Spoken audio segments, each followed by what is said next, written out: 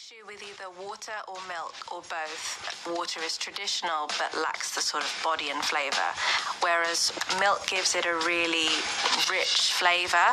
I think that using water and milk gives you a slightly soft texture and sweet taste from the milk, but really the best of both worlds. Choux pastry is kind of a cross between a dough and a pastry. It's quite egg heavy, and it's actually a twice cooked pastry because you make it on the hob first, then cook. We're using plain flour in this recipe because I think it gives it a nice delicate finish. You can also use strong flour when making choux pastry, which is particularly useful when you're making eclairs because you want them to have a bit more structure.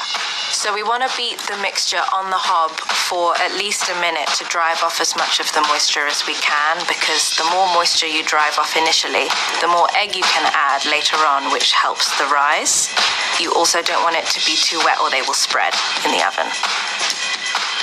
As you can see when you're mixing it, the egg tends to make it want to split and curdle, so if you were to add it all at once, you wouldn't be able to get the pastry back to a homogeneous mixture. Top is more like a biscuit, I suppose. It's the same that you would use for a crumble, so it's demerara sugar, butter and flour, and you just roll that out really thin, let it cool, and then stamp out circles the same diameter as your choux buns, and that just helps it have a really consistent shape. It gives them a lovely crunch on top as well, and a beautiful appearance. If you're not going to do a crackle top, you can just dip your finger in some water to make sure that you don't have a peak on top, so you can just pat that. I like to use a cutter as a guide to make sure that they're really consistent, so you can just dip that in a little bit of flour, pop it on your tray. I really don't think you need to egg wash choux pastry. There's plenty of egg in there already, and it might not help them rise evenly if you egg wash them too heavily.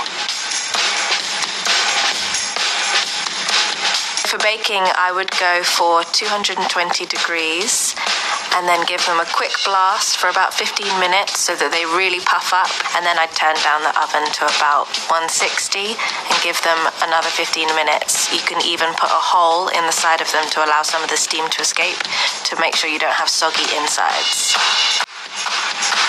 Filling our choux buns with a really lightly whipped vanilla cream, so that's just double cream, a bit of vanilla bean extract, or you could scrape out a vanilla pod, and maybe a touch of icing sugar to taste. I love cream because it really lets you enjoy the flavors of the sauce and the pastry itself.